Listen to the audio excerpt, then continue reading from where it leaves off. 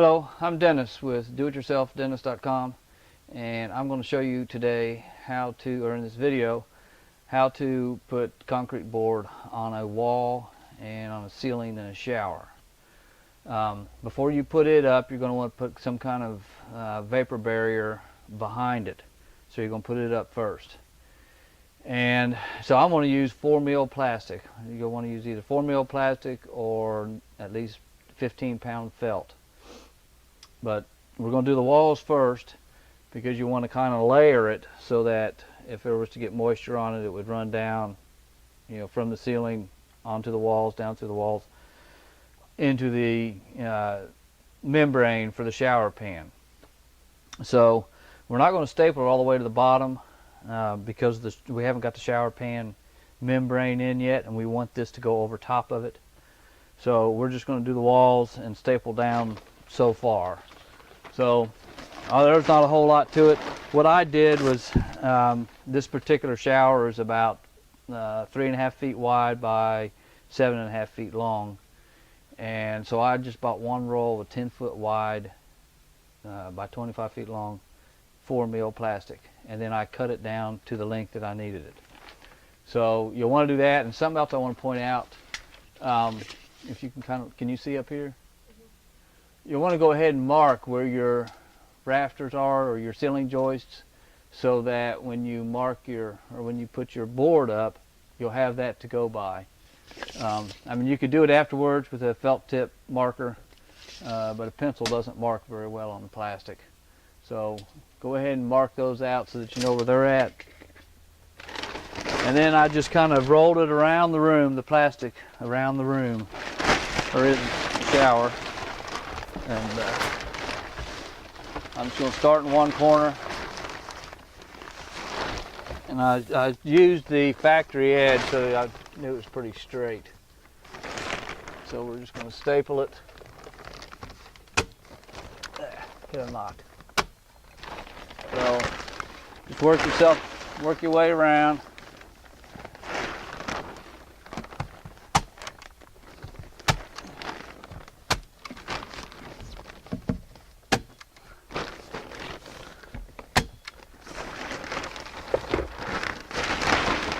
Work it over into the corner.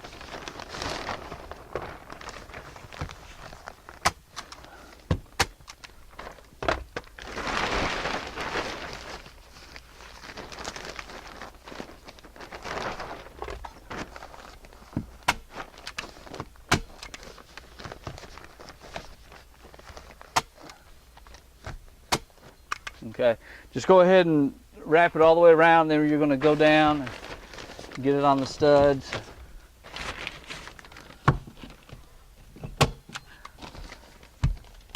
Like I say, we're not going to go all the way to the floor, but that's good enough for now until we get it all the way wrapped around. So let me go ahead and finish doing this, and then we'll be ready to put it on the ceiling. Okay, we got all the walls on. We still need to cut out this is our shelf that's inside the wall, and then we've got our pieces for our shower handles. We'll have to cut that out. Just put an X on it, like all you're gonna need to do.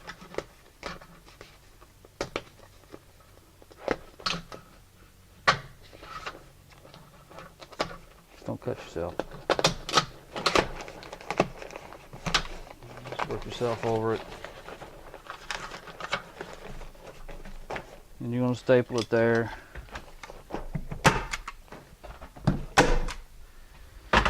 That's basically how you do it. This one's got 3 valves, so we'll cut out each one of them. And then over here on the side, if you want to see this, I'm just going to basically cut an X.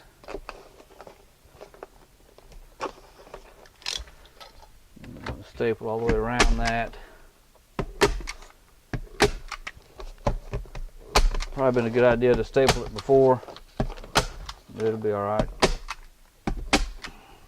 And we're just going to trim that off.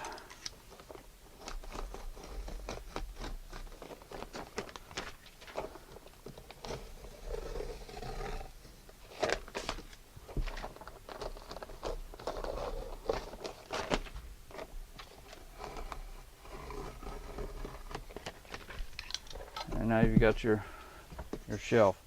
So next we're going to put the ceiling up. So what you're going to do, you just start out, you want it to be just a little wider than what the actual opening or the actual room is. So we're going to put it up in the corner.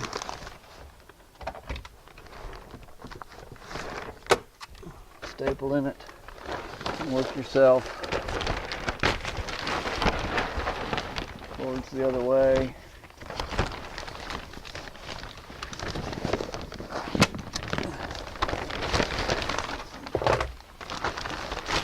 I don't know if you can see what I'm doing or not.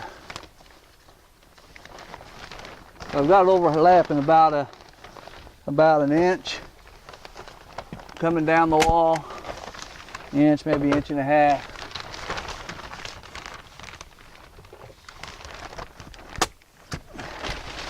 And then you're just gonna work it across the wall. But you'll get the idea. I think you can see kind of what I'm doing. Just work it the rest of the way across. All right.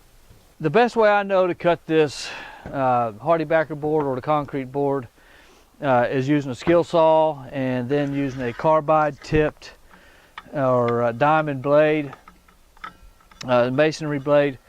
You can cut the 1/4 inch by the score and break method, but this 1/2 inch, it just doesn't cut like that, or it just doesn't break very well, especially if you're just breaking off a small piece. You don't have any leverage. If you do it this way, you'll want to spray your saw off after with an air compressor or some kind of compressed air. Blow it out because it's going to create a lot of dust. Along with that dust, you probably want to you're going to want to do this outside. You don't want to do it inside at all, but you'll want to do it outside. And if you've got the wind, any kind of wind blowing, you're going to want the wind to your back so it blows the dust away from you. You're going to want to have a dust mask and some safety goggles. So let me get my mask and goggles on, and we'll go ahead and cut this piece. Just cut it just like you're cutting plywood, but using a masonry blade.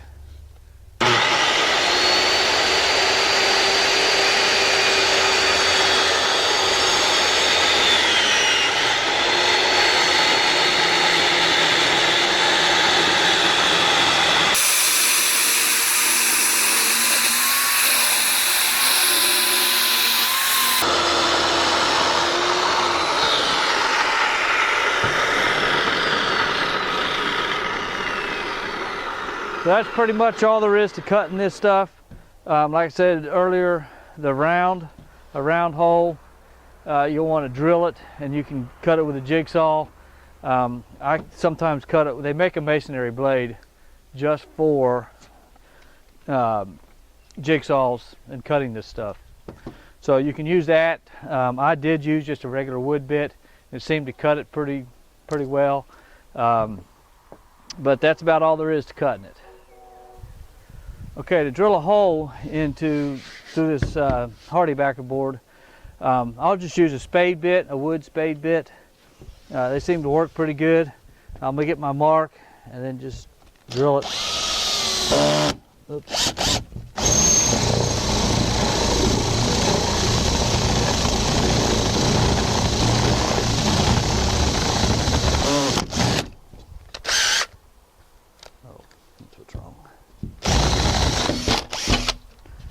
And that's about all there is to it. So that's how you drill a hole into it. On walls and on ceilings, you really want to use 1/2 inch. So that's what we're using. We're using 1/2 inch. It's actually not 1/2 inch. I can't remember. It's a millimeter or a metric, but it's not quite a 1/2 inch.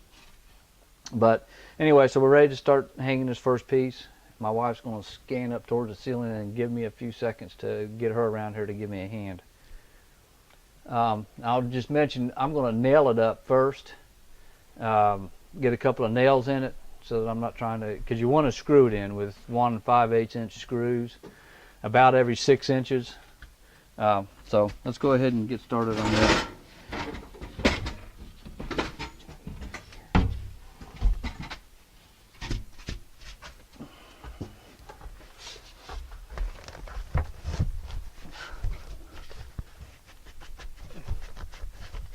way just to.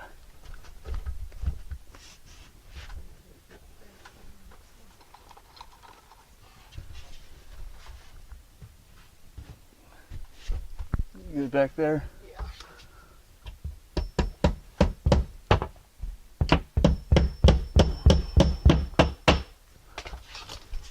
So I'm gonna put a couple of, okay, pretty good there. I'm gonna put some nails in it to start, just to hold it up there.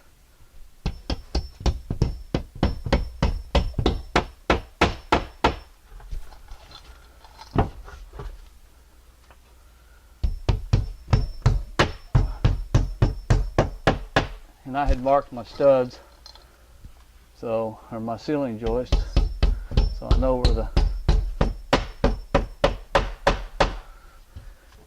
they're at. But then you're going to want to take and put some screws in it.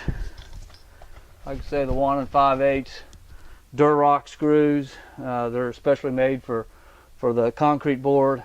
This is hardi-backer board. They also make the cement backed. I can't think what they call Durock, I think they call it. But you can use it. Both of them basically the same.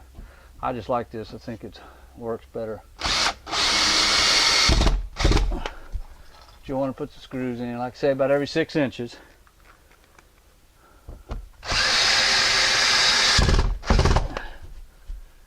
And so just finish screwing it, and that's about it for that. And then I'll show you how to do the walls. Okay, we're ready to put our first piece up on the wall. Something I want to point out is you'll want to go ahead and mark where your studs are. Make a mark on the ceiling so you know where your studs are. I've already gone ahead and marked them. You can see them here and here. There's not a whole lot, it's a whole lot kind of like hanging drywall. And you can, what I usually do is I nail them on there first, and then I come back and screw it on. One other thing, it's not a bad idea to wear a mask. This stuff can be a little dangerous, so bad for your health. So it's not a bad idea to wear a mask. I don't a lot of times, but we will on this one. You just put it up in there, push it up as high as it'll go, and I'm just going to nail it in there to start with. I'm using roofing nails. Just push it up, and you want a little gap at each end.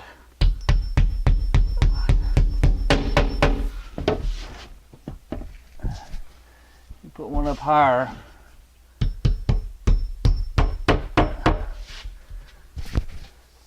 And you're going to want to put them about every 6 or 8 inches. Like I say, I'm going to go back and put some screws in them. But start out with, I'm just going to nail it. You could actually probably go ahead and put the screws in. But that's about all there is to it. I mean, as far as doing your screws, you don't want to be closer than 3/8 of an inch from the edge. And you don't want to be closer than 2 inches from the corner with your screw. It's liable to break the corner off. So you want to keep that in mind. Let's go ahead and get a screw in here.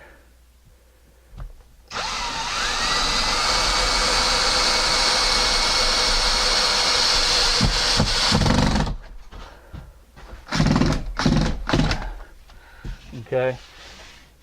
They're supposed to go all the way down flush according to the directions, but they just don't. They'll go pretty close to flush, but they won't go completely flush. The screws are supposed to be designed to make them go flush, but they aren't totally.